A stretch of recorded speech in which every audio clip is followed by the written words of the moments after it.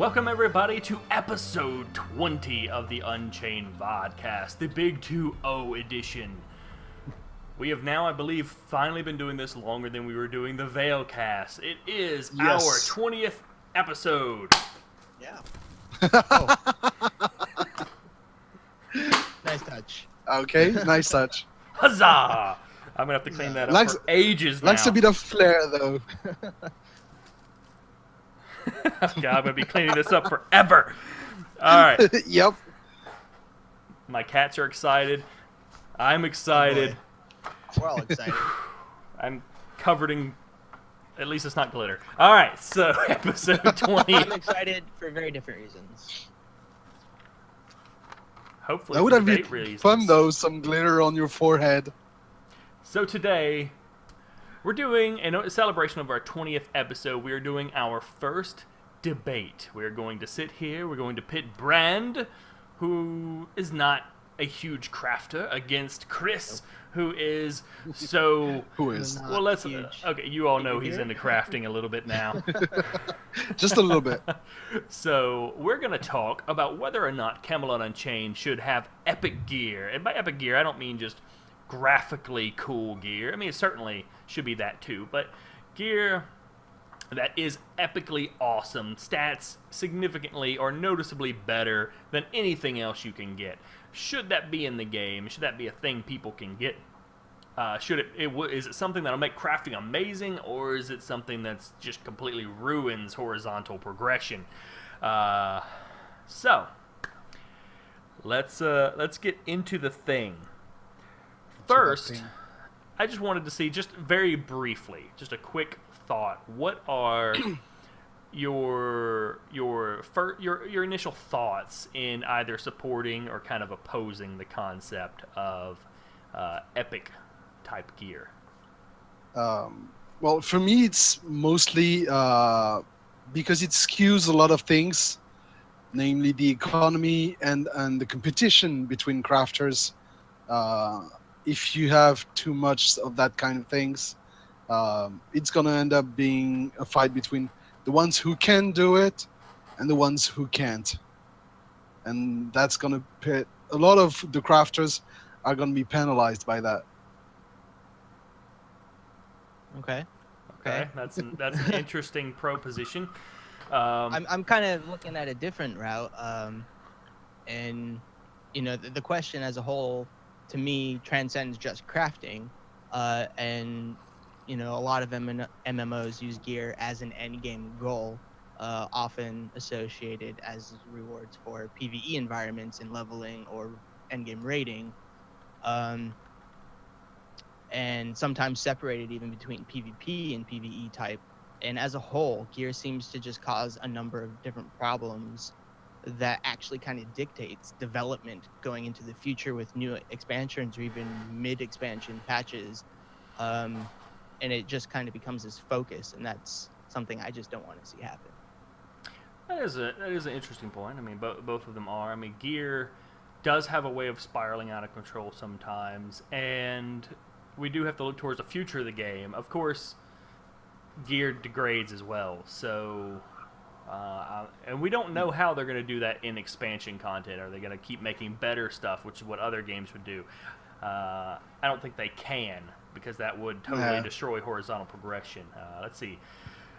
Zeromus here is in the camp that there should be gear that is noticeably better and more durable than most, but all gear must have limits in the end. All gear must eventually fail and become garbage, which again is that recycling of things, the degradation of gear. Pendra thinks it becomes more of an arms race, which is true in some regards, kind of depending on how things are done.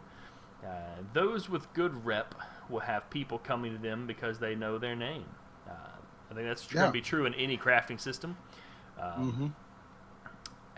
My idea here, for epic gear, we're talking about stat. Well, I would assume cosmetic and stat based, but primarily what we're talking about is whether or not it has better stats than like everything else. Everything else. As long as we don't see armors with the spikes that are taller than your head on the pauldrons, I'm fine with that. There's no World of Warcraft armor. I don't want to see that. Not in this game. Wrong art style. Crafters should be involved in some way, and that's really what we're kind of discussing, Zero Mus, is whether or not crafters should be able to have the potential to make these really, truly epic gear.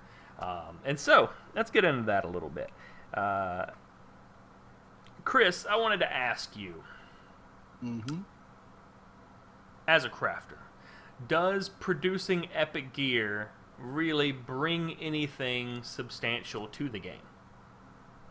Oh, for a crafter, yeah, it's a big achievement, but it has to be something that you can't just by doing the normal process be able to achieve. It has to have an element of risk, just like any big achievement. It has to be something, just like in PvP, you win a fight where it's an uphill battle. You need something of a challenge. So you've seen in some games, not a lot, because most game crafting is crap anyway, but in some games, it takes, for example, plain and simple, the Korean MMOs, they're pushing it to the extreme, but you take a big risk trying to go for the highest gear, because you risk losing all of your gear.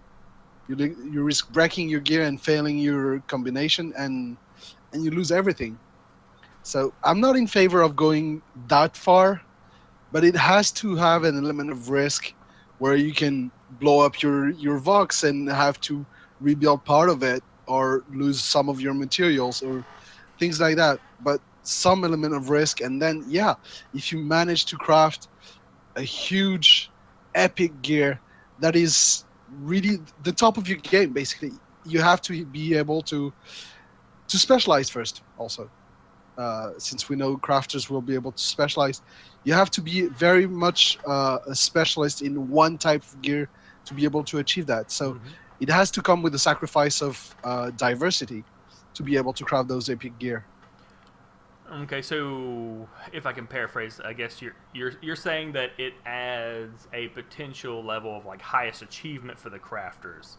A goal satisfaction a goal they can really stretch for. Yeah. Okay. Brand? Well, I am glad going into this that Kriss is just purely more of like, it's okay if it's crafting. But gear with stats versus, say, gear with cosmetics, I don't think brings anything substantial, because you can do the same thing. You can have the same reward, the same achievement with cosmetic gear, even though cosmetic gear is largely opinion on whether or not you like those shoulders or don't like those shoulders. Yeah. They can design shoulders that just look maybe more epic without the stats, and you still have the same impact. You still have the same achievements. Whereas the stats start adding into other areas and start conflicting with other areas. I think whether it's RNG based or actual, schematic based, it's just not really substantial, because you can achieve the same things with other systems or other types of crafting. Well, I do think that graphical benefits, it's not quite the same thing, but I do think there is a strong pull for that for a lot of people, where, having the coolest looking sword, even if it's not necessarily significantly better than any other sword, is still, it's still awesome, because you get to have the awesome looking sword. We have a few comments here from chat. Mighty here wants to know how that would work for horizontal progression. That was going back, I think, to what we were saying with stats, and it is a fair point. We need to point out that the game itself is not 100% based on horizontal progression. They haven't given a percentage, but I'm assuming it's like 80-90% horizontal, with some verticality.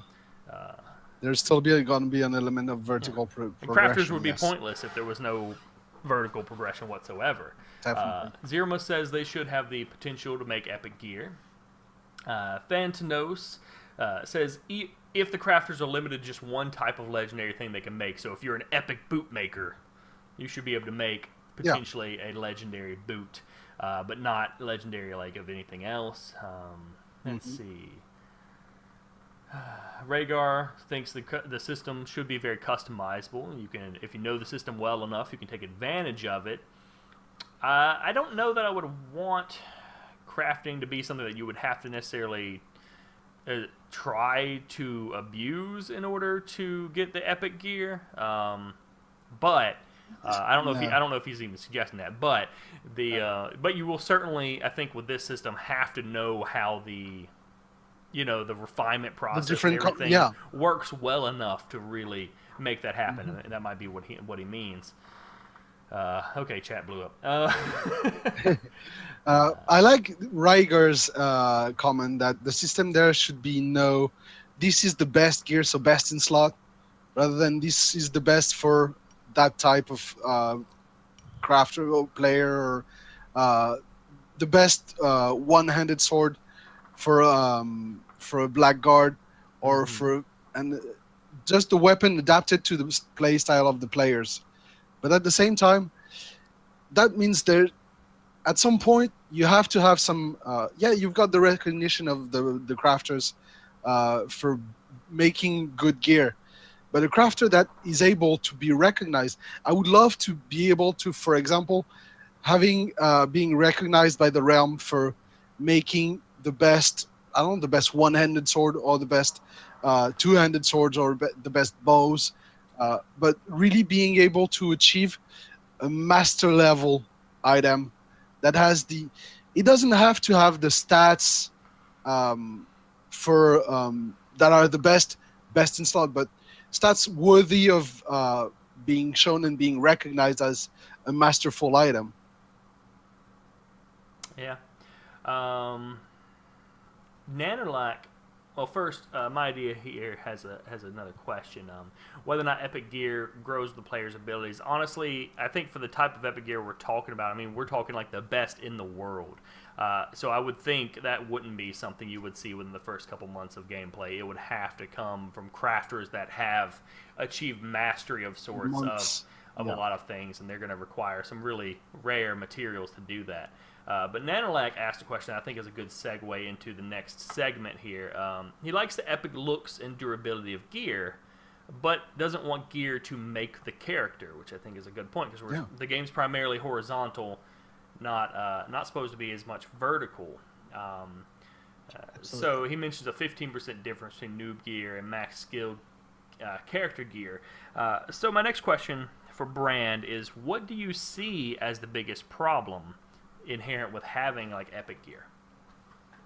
Well, if we're talking about a bigger difference than, say, the 15% difference, one of the things that immediately jumps out is just the balance.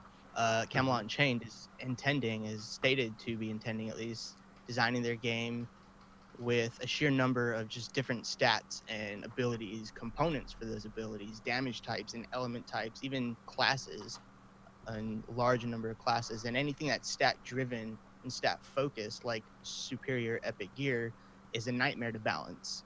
And then not just the numbers, I'm concerned about the balance of the system itself, where again, the design of, at least intended design of the PvP system is group oriented. So if you open up for players to have that disadvantage or advantage, in the case of if you're wearing all these super epic gears, you're opening up for different types of combat, the 1v1, the gank, the small group player. Yeah, but the epic gear doesn't have to be, it's going to be better.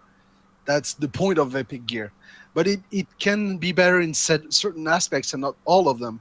For example, you craft a two-handed sword that, if the average two-handed sword lasts for, say, 2 weeks, this one lasts for 3 months. But the rest of the stats are less epic than that part of the sword. And then you have the other sword or the other weapon, for example, for the mages, that has a huge boost to fire damage. But at the same time, instead of lasting 2 weeks, it lasts only 1 week.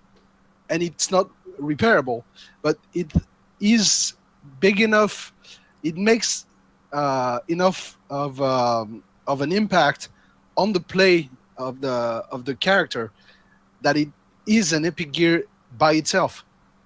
Yeah, I mean, in that regard, that's still, to me, within the 15%. If you're just swapping one stat for another and still keeping things average, I'm talking about specifically things that jump, where you're going from, say, plus 10 of 3 different stats to plus 40 of 3 Yeah. different stats. You know, that kind of thing concerns me as far as the balance of both the numbers and balancing all the different things and the variables in the game, as well as what that means for what it allows classes to do outside of the design of PvP.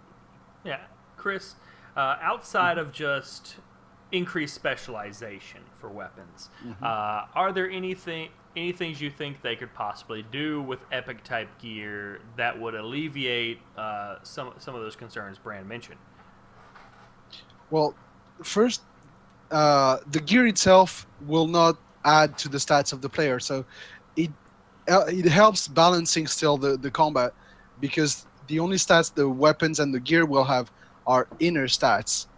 So it is easier to balance because it won't be a game changer like it would be for any other game where you have an armor that gives you plus 20 or plus 30 or plus 100 strength or 200 HP or things like that. So this part doesn't impact the gameplay as much. And yeah, it's going to be, again, the choice matters. So an epic gear that is going to be epic in certain aspect might have to sacrifice some other aspect of it, even just to be. It's kind of ironic, but something really epic but looks like crap. Well, again, Somebody will have to decide. We all know we're all gamer. We all know we like to look cool. There are still players that are willing to sacrifice visual for stats, but it's not the majority. Well, Let's again, face though, even if we know that items don't boost character stats, but they all have their own stats attributed Yes. to them. So even if you go from 50 damage to a sword with 100 base damage, that's going to be a substantial boost for Yes. that item. They have deflection, they have armor damage resistance, stun, not stun, but not bash. I can't remember the term right now. The Disruption disruption. damage. Yes. There are lots of different things that they could still boost for an epic level item. That if they doubled or tripled it, would still make it a very powerful, character defining sort of thing. So Yeah. And those stats may or may not reflect in the numerous number of, say, elements that work with the air system. And if any of those elements are percent based, that jump is exponential. It's a huge jump. And so that's it's more fair enough. my question is, how do they mitigate that? How do they deal with that while having epic gear to make it not as much of a concern? Well, first, the rarity is going to be essential also. We know there's going to be a part of RNG. So I think making this epic gear will need some sort of RNG that you can control, as in taking less or more risk will increase your chance at the RNG to get that epic gear.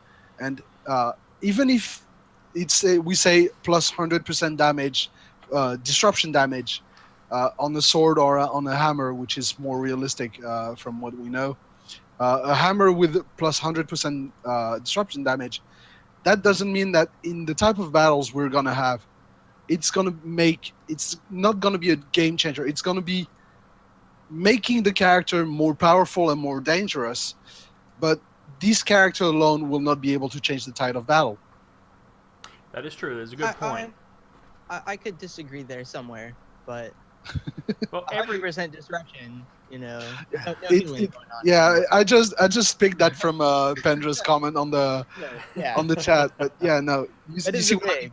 But yeah, you do have to put yourself in the position to use these things, and if you can't get into that position, obviously you're not going to make great use of your epic item. But yeah. And I think there's also a point of, you have one epic item. If they're sufficiently rare, it's not like you're going to have multiple. So yes, you can do a lot of damage, but can you survive long enough to do that damage? That plus, let's face it, I'm crafting an epic item like that. I'm not gonna hand you for cheap change. It's gonna cost you an arm and a leg to get it. Let's even see. for me? Oh yeah, even for you. I'm your guild leader. For you, I'll just add the liver with it. Let's see. I'm gonna check up on chat a little bit because they've been going back and forth pretty actively. Very responsive here. today. Yeah, I like that. Zeramus is in favor of epic stat increase coming at the expense of significant stat decrease somewhere, which I think, to some degree could still leave something pretty epic if they, do some of that to balance it out. Rhaegar, MJ did say that there will be very, very rare gear that is better than others, but this is like 1 in 10,000 chance, which is definitely a thing. I mean, if there's one guy with amazing epic sword in 10,000, that's not going to make... Yeah. Even that, there's going to be Kriss who spends the next 6 months crafting to try to get that. And then true. there's going to be some random person who crafts it the first time and gets it and is going to flaunt it in Kriss's face. And, No, it shouldn't happen. Incensed him even more. First, it shouldn't happen because it should be a master level item. Well, So that's, you should. that's the thing with RNG. You never know when it's going to drop. You could get it. Depends on how you set the RNG. As I said, it depends on how you set the RNG. And I swear, if somebody flaunts that, I'm using my hammer or even the Vox to just slam it in his face. Just grabbing the Vox and throwing it in his face. I agree, Thanatos. I'm not a big fan of RNG. Yeah, Thanatos also said, imagine a really excellent sword will be plus 9 damage and an epic sword will be plus 10. And I do think there is a certain argument in that, especially the min-maxers will push for that sort of thing. If they can get 2 extra damage, to some degree they're going to go for that. It doesn't necessarily have to be a tripling of damage. Most MMOs as I said, driven, so the slightest increase is just, I want that. So what do you think? Again, let's face it, an item like that is going to be really expensive to get. So what do you think if it is truly rare? If they have these like truly epic gear that say a really good, other best sword does 20 damage, and this one actually does like 25, so it's pretty noticeably more powerful. Yeah. It's not like 3 times more powerful, but it's significantly more powerful. Yeah. But only like 3 people per server have one of those. What are y'all's thoughts on something like that, where it's pretty impactful, but super unbelievably rare? 20 to 25 doesn't concern me. It doesn't seem to me anyway. But that's just because there's such low numbers. To begin with. But 100 to 125. I mean, it's the same proportion. That's it's hard to say. It depends on how they implement their number system, whether they're using their percentages or just flat numbers, 100 to 125. It could impact it. It could not impact it, because if they continue on this group system and things are as group oriented and large scale, it's just going to be hard to be one person with amazing gear against a guild of say 20, 30, 40 with average gear. With average gear that will still face roll you. I say that even though I'm the against this, but but for me, it has to have a significant impact. If it has to be really epic gear, it's not just a 1 or 2% increase or 1 of 2 damage increase. It's a 5 to 8% at least increase in the stats of the item to make it really significant. Very rare, but significant. And being a game changer in say a duel or a skirmish, you come across that guy and you're 3 and he's alone, he has a fighting chance against that. That's the kind of epic gear that for me screams epic, not just good or great gear, but really 1 of a kind or 3 of a kind on the server. I have a question for you, Kriss. Is the 5% increase, whatever the number is, let's say 5, but is 5% increase worth the time and sacrifice to get that? Yes. You know why?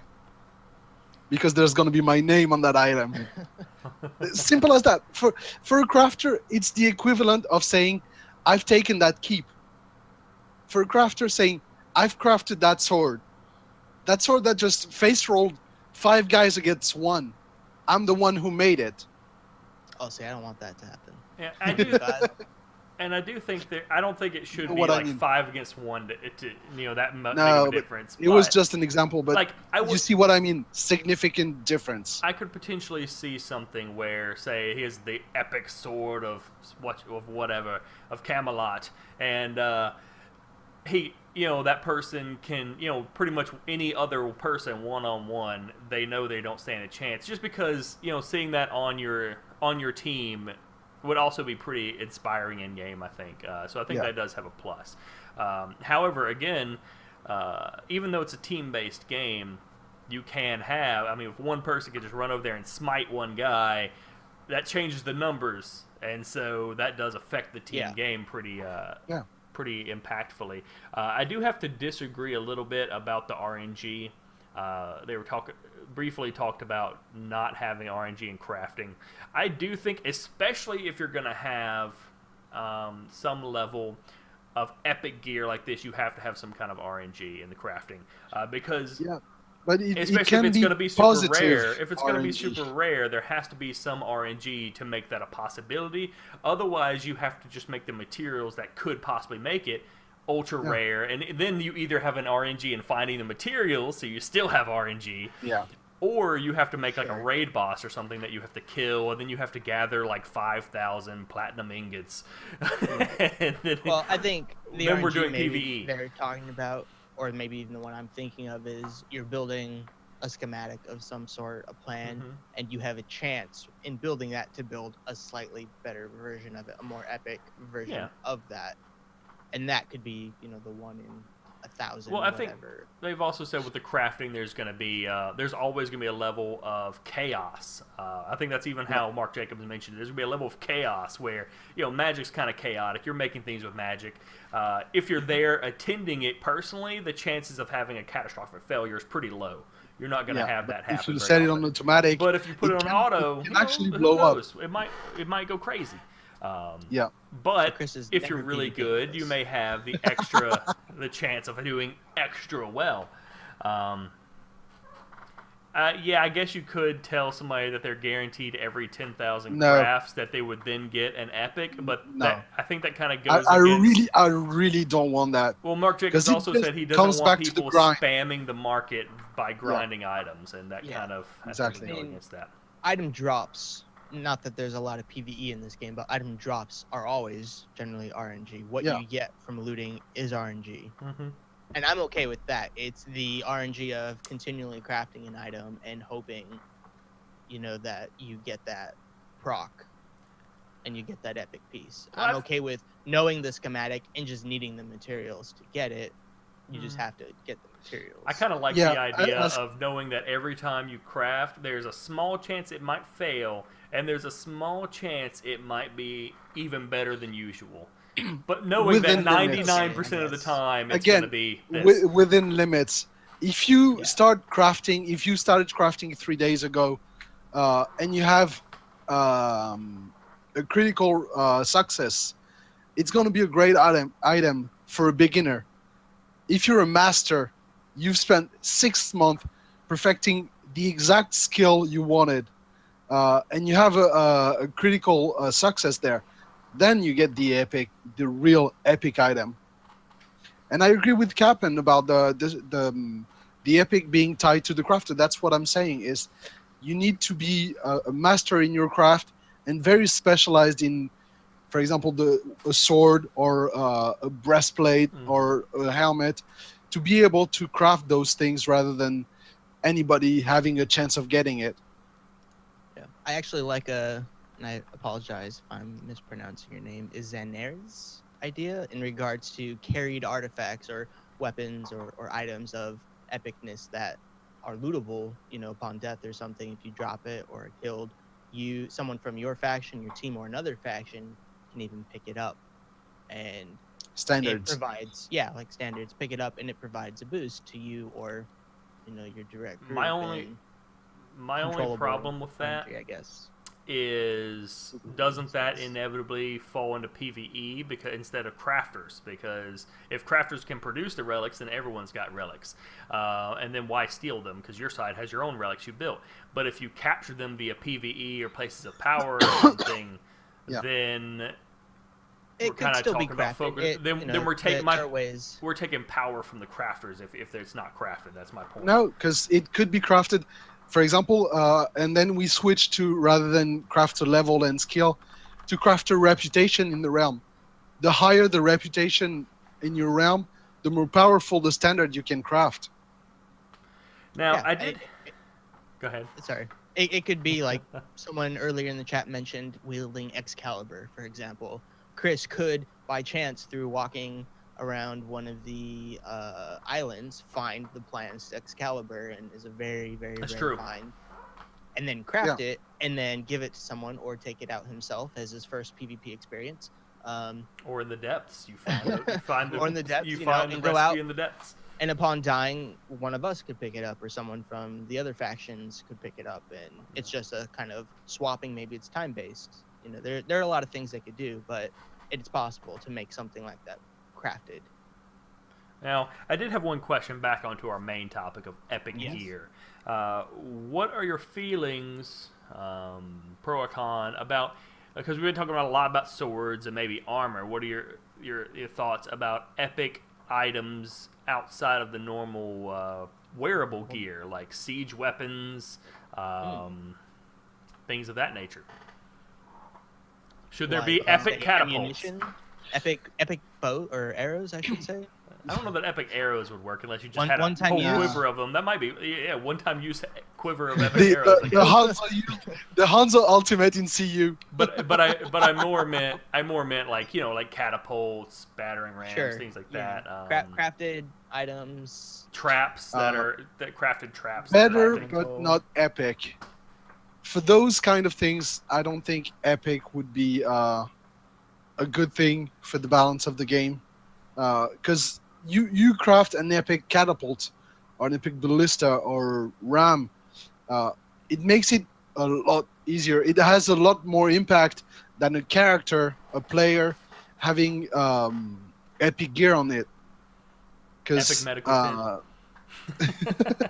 well, I guess just for continuity's sake, if there's a system like Epic Gear and you can craft it and it's RNG based where you craft an item continually and you have a chance to make a better version, that should apply to anything you can craft just because of continuity, unless there's some clear disadvantage to doing that for certain items.